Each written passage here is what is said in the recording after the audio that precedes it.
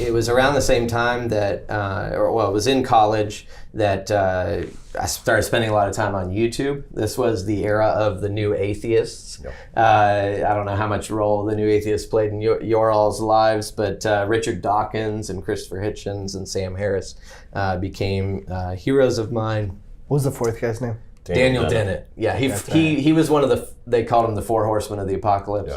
Yeah. He dropped off the radar real quick. I don't know why he didn't. I have remember those guys power. on YouTube. I just thankfully didn't get as sucked in, but I understand the compelling arguments on that level. It's interesting. Those the guys, brilliant rhetoric too. Yes, That's It was really even more than the arguments. That's really the key, because for a lot of them, the arguments are very, very bad, very shallow. Yeah. Oh, well, true. It's But- rhetoric, right? But when you think of, and this actually interests me, because when you think of the previous atheists, people like Russell, for example, they were, very intelligent. They could put together strong arguments, good objections.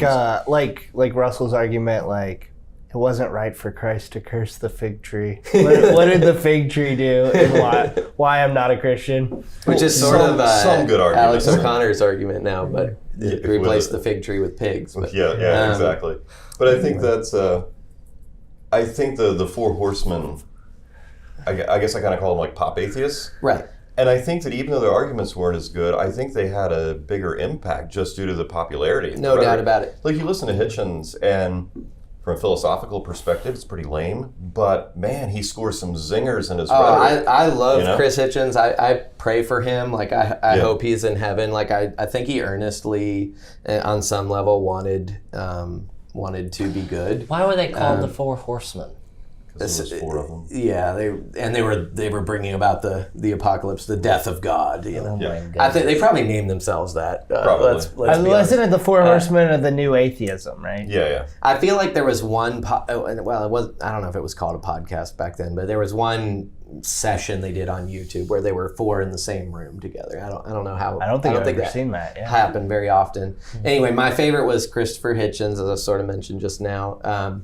And again, brilliant rhetorician. What I was drawn to, I realized in retrospect, was obviously his sense of humor, but also his, and this is sort of what Dawkins has too, is just their the sneering Britishness of their arguments. And they take the moral high ground simply by looking down on anyone who disagrees with them and anyone who argues against them. And it's incredible how much power snideness and sneering has in rhetoric. Snob appeal. Yeah. If you want to be intellectual and you want to be a good, decent person, you should be an atheist. And it's like, oh, well, I want to be that way. That's right. I want to be one of these brilliant guys. That's right, Yeah. exactly. And so I jumped in feet first. So by the end of college, I was, addicted to a lot of things, as I've sort of alluded to, and then also considered myself an atheist and even an anti-theist. So I went from apatheist at the end of high school to anti-theist by the end of college, and that being actively trying to deconvert people from religion because I thought it was an opiate of the masses. I thought it was this toxic force in the world. Bryan, I want to press into that reality of your personality, because your personality is a go-getter. Mm-hmm. I mean, you are ready to change the world. Mm-hmm. And so think of that, all of that lostness that you're describing.